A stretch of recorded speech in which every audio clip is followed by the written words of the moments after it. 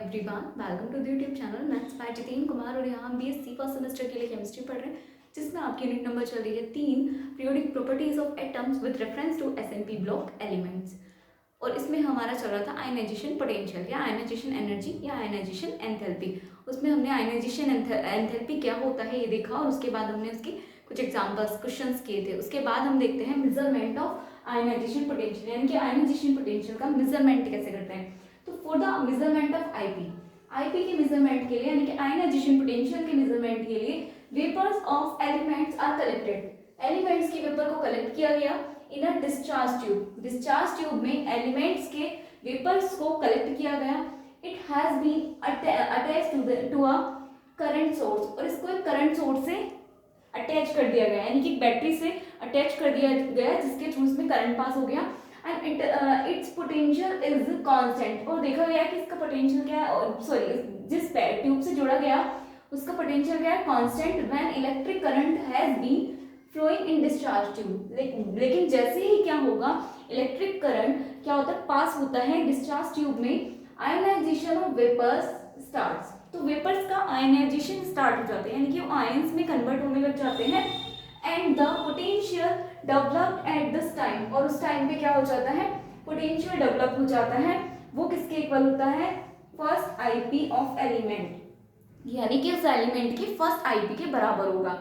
ठीक है। Ionization potential का मेजरमेंट कैसे किया गया, इसका मेजरमेंट करने के लिए डिस्चार्ज ट्यूब में जो एलिमेंट्स उनके वेपर्स को कलेक्ट किया गया, फिर उसको बैटरी से यानी कि करंट सोर्स से जोड़ा गया, और फिर उसके बाद उसमें करंट पास आउट किया गया, और हमने उस ट्यूब का जो पोटेंशियल है उसको कांस्टेंट कर दिया। और जब हमने क्या किया, करंट पास आउट किया उस ट्यूब में, तो वहां पर वेपर्स का था आयनाइजेशन स्टार्ट हो गया, वेपर्स का आयनाइजेशन स्टार्ट हो गया, और उस पर एक पोटेंशियल डेवलप हो गया उस टाइम पे।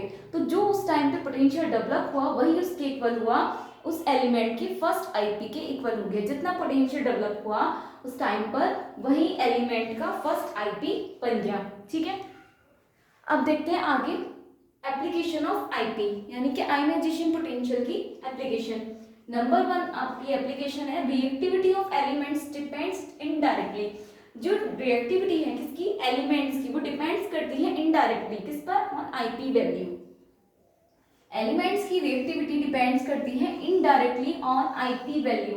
आईपी वैल्यू पर रिएक्टिविटी किस पर डिपेंड करती है, एलिमेंट्स की आईपी की वैल्यू पर, वो भी इनडायरेक्टली।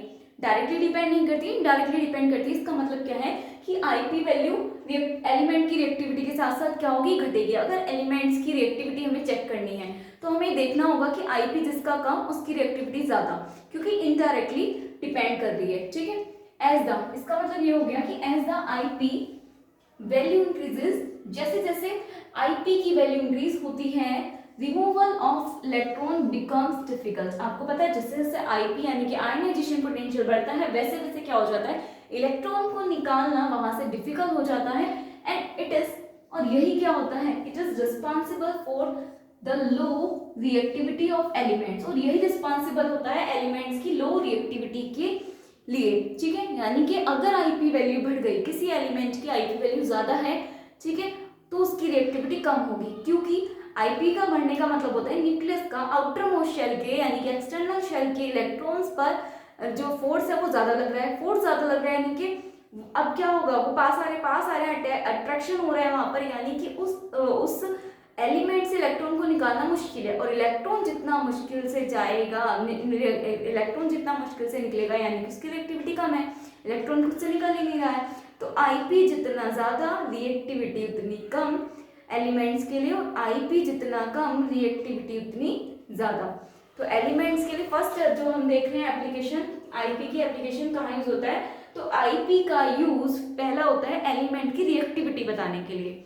ठीक है। अगर हमें किसी एलिमेंट की रिएक्टिविटी बतानी है कि हाईली रिएक्टिव है या लो रिएक्टिव है, तो हम क्या करेंगे, उसकी आईपी वैल्यू देख लेंगे।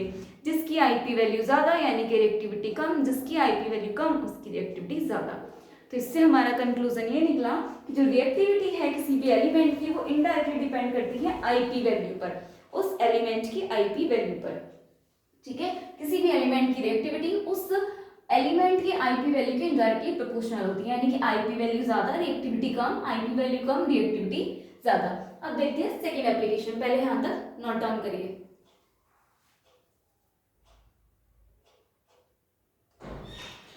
सेकेंड एप्लीकेशन देखते हैं आईपी की। जो सेकेंड एप्लीकेशन है, metallic nature of elements depend directly on their IP value, यानी कि सेकेंड एप्लीकेशन है। फर्स्ट एप्लीकेशन तो जो आईपी की है वो ये है कि आईपी यूज होता है किसके मेजरमेंट में, किसी भी एलिमेंट की रिएक्टिविटी मेजर करने के लिए कि कोई भी एलिमेंट कितना रिएक्टिव है। और सेकेंड उसकी एप्लीकेशन है कि आईपी यूज होती है किसी भी एलिमेंट की मेटेलिक नेचर के लिए कि एलिमेंट मेटेलिक है या नॉन मेटेलिक है, मेटेलिक नेचर चेक करने के लिए। तो जो किसी भी एलिमेंट का मेटेलिक नेचर होता है, मेटेलिक नेचर ऑफ एलिमेंट्स, वो डिपेंड करता है indirectly on their IP value. वो आईपी वैल्यू पे इनडायरेक्टली डिपेंड करता है, यानी कि फिर से सेम वही जैसा रिएक्टिविटी के केस में था, अगर आईपी बढ़ रही है यानी कि मेटेलिक नेचर घट रहा है, और आईपी घट रही है यानी कि मेटेलिक नेचर बढ़ रहा है। वो इसीलिए कि जो इलेक्ट्रॉन एलिमेंट्स हैं तो उनमें क्या होता है, न्यूक्लियस का आउटर मोस्ट शेल के इलेक्ट्रॉन पर अट्रैक्शन बढ़ रहा है। अगर आईपी बढ़ रही है इसका मतलब होता है कि न्यूक्लियस का आउटर मोस्ट शेल के इलेक्ट्रॉन पर अट्रैक्शन बढ़ रहा है। अगर अट्रैक्शन बढ़ रहा है तो क्या वो इलेक्ट्रॉन दे पाएगा, इजीली नहीं दे पाएगा। और अगर इजीली इलेक्ट्रॉन ही नहीं दे पा रहा तो वो मेटल थोड़ी हो सकता है। मेटल तो यही होता है जो इलेक्ट्रॉन को डोनेट कर सके, ठीक है। वही वो एलिमेंट्स, वो सब्सटेंस जो क्या रखते हैं, इलेक्ट्रॉन को डोनेट करने की टेंडेंसी रखते हैं, मेटल्स कहलाते हैं। तो जब कोई एलिमेंट इजीली इलेक्ट्रॉन्स डोनेट ही नहीं कर सकता तो वो मेटेलिक नहीं हो सकता। मेटेलिक यानी कि आईपी अगर ज़्यादा हो रहा है तो मेटेलिक नेचर कम हो रहा है, ठीक है। और मेटेलिक नेचर ज़्यादा होने के लिए उसकी आईपी वैल्यू को कम होना होगा। अगर आईपी वैल्यू कम होगी तभी जो आउटर मोस्ट शेल के इलेक्ट्रॉन्स पर न्यूक्लियस की पकड़ है वो कमज़ोर होगी और इलेक्ट्रॉन इजीली डोनेट हो सकते हैं, इलेक्ट्रॉन लूज हो सकते हैं। और इलेक्ट्रॉन लूज हो सकते हैं तो मेटेलिक नेचर जनरेट हो सकता है। तो मेटेलिक नेचर, किसी भी एलिमेंट की मेटेलिक नेचर को चेक करने के लिए भी हम उसकी आईपी वैल्यू का यूज़ कर सकते हैं। किसकी, जिस एलिमेंट्स की आईपी वैल्यू ज़्यादा उसका मेटेलिक नेचर कम, और जिसकी आईपी वैल्यू कम उसका मेटेलिक नेचर ज़्यादा। तो कंक्लूजन ये करता है कि मेटेलिक नेचर जो है वो इनडायरेक्टली डिपेंड होता है इनडायरेक्टली डिपेंड होता है आईपी वैल्यू पर, ठीक है। आगे थर्ड एप्लीकेशन देखते हैं इसमें कि value of IP is significant for measurement of electronegativity bye molecular scale. जो वैल्यू है किसकी, आईपी की, वो सिग्निफिकेंट है, वो सिग्निफिकेंट है फॉर द मेजरमेंट, किसके मेजरमेंट के लिए, ऑफ इलेक्ट्रोनेगेटिविटी के मेजरमेंट के लिए, bye molecular scale, molecular scale द्वारा इलेक्ट्रोनेगेटिविटी के मेजरमेंट के लिए जो सिग्निफिकेंट है, आईपी की वैल्यू सिग्निफिकेंट होती है। आईपी की वैल्यू भी सिग्निफिकेंट होती है मोलिकुलर स्केल पर इलेक्ट्रोनेगेटिविटी के मेजरमेंट के लिए। फिर कुछ इंपॉर्टेंट नोट्स देखते हैं, इंपॉर्टेंट पॉइंट्स देखते हैं। In periodic table number 1 point है, इन पीरियोडिक टेबल में जो आईपी है एल्कली मेटल्स का, IP of alkali metals is minimum. सबसे कम जो आईपी वैल्यू है वो एल्कली मेटल्स की है। नाम भी मेटल आ रहा है, अगर मेटल है कोई तो आईपी तो कम होना ही चाहिए उसका। तो यहाँ से भी आप रिलेट कर सकते हो और वैसे भी याद रख सकते हो कि पीरियोडिक टेबल में जो आईपी वैल्यू है वो एल्कली मेटल्स की सबसे कम होती है, सबसे कम। और उनमें भी फ्रेंशियम की सबसे कम होती है पूरी पीरियोडिक टेबल में। सबसे कम जो आईपी वैल्यू रखते हैं पीरियोडिक टेबल में वो एल्कली मेटल्स होते हैं। और एल्कली मेटल्स में भी एफआर जो फ्रांशियम है वो सबसे कम आईपी वैल्यू रखता है पीरियोडिक टेबल में। सेकेंड पॉइंट रहा पीरियोडिक टेबल में, in periodic table inert gases have maximum IP. Inert gases क्या रखती है, मैक्सिमम आईपी रखती है। और सबसे ज्यादा आईपी कौन रखता है पीरियोडिक टेबल में, इनर्ट गैसेस रखती हैं। इनर्ट गैसेस रखती हैं, उनकी मैक्सिमम आईपी होती है। और इनर्ट गैसों में भी हीलियम की सबसे ज्यादा आईपी होती है। Helium has the maximum IP in periodic table. तो आपसे पूछा जाए कि पूरी पीरियोडिक टेबल में सबसे ज्यादा आईपी की वैल्यू किसकी है, एल्कली मेटल्स की। और सबसे कम आईपी की वैल्यू किसकी, एल्कली मेटल्स की। और सबसे ज्यादा आईपी की वैल्यू किसकी है, इनर्ट गैसों की। और कम में भी जो एल्कली मेटल्स है, कम में भी सबसे कम किसकी है, फ्रांशियम की। और ज्यादा में भी सबसे ज्यादा किसकी है, हीलियम की, ठीक है। ये था आपका आयोनाइजेशन पोटेंशियल आईपी। और हमने इसके एग्जांपल देखे थे। इसके बाद हमारा नेक्स्ट चल रहा है इलेक्ट्रॉन गेन एंथैल्पी, ठीक है। पहले इसको यहाँ तक नोट करिए, फिर हम आगे चलते हैं।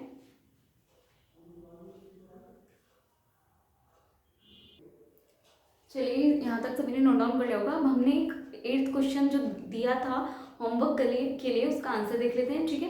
तो चलिए पहले लिख लेते हैं, चलिए देखते हैं 8th क्वेश्चन का आंसर। तो क्वेश्चन है आपका why first IP of Mg is more than Al. कि फर्स्ट आईपी तो एमजी की ज्यादा है एएल से, लेकिन सेकंड आईपी एएल की ज्यादा है एमजी से। तो इसका क्या रीजन है कि फर्स्ट आईपी तो एमजी की ज्यादा है, एमजी और एएल में से फर्स्ट आईपी एमजी की ज्यादा है, लेकिन सेकंड आईपी एल की ज़्यादा। ऐसा क्यों? तो रीज़न देखते हैं। सोल्यूशन 12 mg, जो हमने mg का किया इलेक्ट्रॉनिक कॉन्फ़िगरेशन, तो 12 mg होता है, 13 al होता है। 12 mg का हो गया 1s2 2s2 2p6 और 3s2। 13 al का हो गया 1s2 2s2 2p6 और 3s2 और 3p1। अब देखो ये इसका आउटर मोस्ट शेल क्या है ये, और इसका आउटर मोस्ट शेल क्या है ये। आउटर मोस्ट शेल का फुल फील्ड और हाफ फील्ड पे डिपेंड करता है स्टेबिलिटी, या फिर आप कह सकते हो स्टेबिलिटी, या फिर जितना ज्यादा स्टेबल होगा उतनी आईपी की वैल्यू ज्यादा होती है। ठीक है, ये क्या है आपका फुल फील्ड हो रखा है, लेकिन पी तो कितना हाफ फील्ड है ना फुल फील्ड है। आपको पता है पी 3 पर तो हाफ फील्ड होता है तब ज्यादा स्टेबल होता है, या फिर 6 पर होता है। लेकिन जो एस है वो 1 पे भी स्टेबल होता है और 2 पे भी, और 2 पे तो ज्यादा स्टेबल होगा क्योंकि फुल फील्ड है।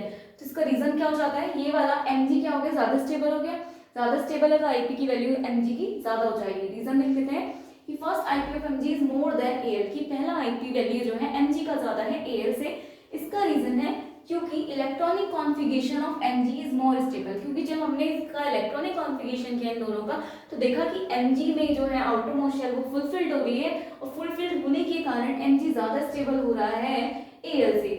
सो अब जब ज्यादा स्टेबल हो रहा है तो इलेक्ट्रॉन को रिमूव करना किसमें ज्यादा हार्ड होगा, वो mg में हो जाएगा। mg ज्यादा स्टेबल हो रहा है, इलेक्ट्रॉनिक कॉन्फ़िगरेशन जिसका हाफ फील्ड और फुल फील्ड होगा, इलेक्ट्रॉनिक कॉन्फ़िगरेशन स्टेबल होगा, उसकी आईपी वैल्यू ज्यादा होगी तो इलेक्ट्रॉन को निकालना मुश्किल हो जाएगा।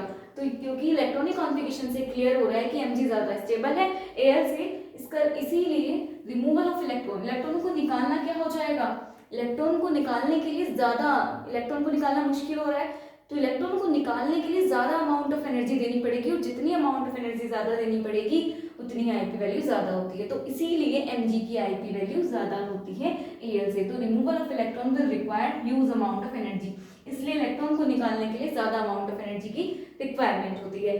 फिर इसके बाद उन्होंने पूछा कि सेकेंड आईपी वैल्यू al की ज्यादा क्यों होती है। अब आपको पता है फर्स्ट आईपी का क्या मतलब होता है कि एलिमेंट से क्या निकल रहा है, इलेक्ट्रॉन निकल रहा है, लेकिन सेकेंड आईपी का मतलब होता है कि कैटायन में से एक इलेक्ट्रॉन जा रहा है। ठीक है, तो अब कैटायनिक फॉर्म में देखते हैं। 12 mg प्लस का जब हमने इलेक्ट्रॉनिक कॉन्फ़िगरेशन किया, प्लस का मतलब एक इलेक्ट्रॉन चला गया। ठीक है, एक इलेक्ट्रॉन जाने के बाद बनाएंगे तो ये सेकेंड आईपी होती है, इसकी फर्स्ट होती है। ठीक है, तो जब हमने इसका कॉन्फ़िगरेशन किया तो इस बार 12 है लेकिन एक चला गया तो 11 का करेंगे, तो 1s2 2s2 2p6 और 3s1। जब हमने 13 al का करा, 13 al प्लस का, तो इस बार 13 है लेकिन 11 तो 12 का होगा, तो 1s2 2s2 2p6 और 3s2। अब रीजन आपके सामने, ये क्या हो रहा है आपका हाफ फिल्ड, ये क्या हो रहा है आपका हाफ फिल्ड, और ये क्या है आपका फुल फिल्ड, ये क्या है आपका फुल फिल्ड। अब बताइए हाफ फील्ड वाला ज्यादा स्टेबल होता है फुल फील्ड वाला? फुल फील्ड वाला और हाफ फील्ड वाला दोनों ही स्टेबल माना जाता है, लेकिन अगर दोनों में कंपेयर करें तो फुल फील्ड वाला ज्यादा स्टेबल होता है। ठीक है, वही लिखेंगे कि after removal of one electron, एक इलेक्ट्रॉन निकालने के बाद, एक इलेक्ट्रॉन निकालने के बाद these elements form mg and al। जब हम एक इलेक्ट्रॉन निकाल लेंगे उसके बाद mg और al प्लस बनेंगे, mg प्लस और al प्लस बनेंगे, तो electronic configuration of al plus. इसीलिए हमने देखा इलेक्ट्रॉनिक कॉन्फ़िगरेशन से क्लियर हुआ कि इलेक्ट्रॉनिक कॉन्फ़िगरेशन al प्लस का ज्यादा स्टेबल है, इज मोर स्टेबल, ज्यादा स्टेबल है ड्यू टू फुल फील्ड होने के कारण, फुल फील्ड नेचर होने के कारण। इसीलिए अब क्योंकि ज्यादा स्टेबल है तो इससे इलेक्ट्रॉन को निकालना मुश्किल हो जाएगा। मुश्किल होगा तो जितना मुश्किल होगा आपको उतनी ही ज्यादा एनर्जी की रिक्वायरमेंट होगी, और जितनी ज्यादा एनर्जी की रिक्वायरमेंट होगी उतनी ही आईपी वैल्यू बढ़ती जाएगी। तो जब हमने एक इलेक्ट्रॉन निकाल लिया पहले, अब दूसरा देंगे तो वैसे ही मुश्किल आने वाली है। ऊपर से क्या है इसका कॉन्फ़िगरेशन भी स्टेबल है, कॉन्फ़िगरेशन देखकर देखें तो कॉन्फ़िगरेशन कैसा है इसका, स्टेबल हो गया, इलेक्ट्रॉनिक कॉन्फ़िगरेशन स्टेबल है। स्टेबल क्यों है, फुलफिल्ड होने के कारण। इसीलिए जब हम इससे सेकंड इलेक्ट्रॉन निकालने जाएंगे, removal of second electron from air is more difficult, वो ज्यादा डिफिकल्ट हो जाएगा than mg ions, mg ions के कंपैरिजन में Al प्लस से सेकंड इलेक्ट्रॉन निकालना मुश्किल हो जाएगा। इसीलिए सेकंड आईपी वैल्यू Al की ज्यादा हो जाती है mg से। अब आपको सब क्लियर हो गया, आपको पता है फर्स्ट आईपी, मान लीजिए कोई x एलिमेंट है तो इससे जब हम एक इलेक्ट्रॉन निकालते हैं, वन इलेक्ट्रॉन माइनस करते हैं तो क्या बनता है ये प्लस, और इसकी वैल्यू कितनी होती है उसे हम बोलते हैं फर्स्ट आईपी। इसको क्या बोलते हैं फर्स्ट आईपी, फर्स्ट आईपी। लेकिन जब हम सेकंड इलेक्ट्रॉन निकालते हैं तो अब इससे जाता है सेकंड, तो X प्लस से जब हम 1 इलेक्ट्रॉन माइनस करते हैं तब जो हमारा Ip की वैल्यू होती है उसे हम बोलते हैं सेकेंड Ip वैल्यू। और इससे जब हमारा इलेक्ट्रॉन जाता है डाइपॉजिटिव आयन से कैटायन से, तो इसके लिए हम यूज करते हैं थर्ड Ip वैल्यू। ठीक है, थर्ड Ip वैल्यू ये होती है आपकी Ip की वैल्यूज, ये हम पहले पढ़ चुके हैं। तो इसीलिए जब हमने Mg और Al का कॉन्फ़िगरेशन किया, पहले तो Al का ही किया और Mg का, क्योंकि हमें बताना है Mg और Al में से इस बार कोई कैटायन नहीं है। तो जब हमने कॉन्फ़िगरेशन किया तो हमने देखा कि Mg का क्या आ रहा है, फुलफिल्ड आ रहा है, फुलफिल्ड आ रहा है तो ये ज्यादा स्टेबल, ये ज्यादा स्टेबल, तो इसकी Ip भी ज्यादा वैल्यू, Ip की वैल्यू ज्यादा। लेकिन जब अब पूछ रहा है वो सेकेंड Ip के लिए क्या हो जाएगा, सेकेंड Ip कब आता है, जब इससे एक इलेक्ट्रॉन निकालते हैं। फर्स्ट Ip की तो जब आता है जब एलिमेंट से इलेक्ट्रॉन जाता है, लेकिन सेकेंड Ip कब आता है, जब कैटायन से इलेक्ट्रॉन जाता है। तो उस वो वाली कंडीशन लगाएंगे, यानी कि Mg प्लस और Al प्लस के लिए हम की बात कर रहे हैं। अगर उसने सेकेंड Ip कह दिया है यानी कि Mg प्लस और Al प्लस की बात की गई है।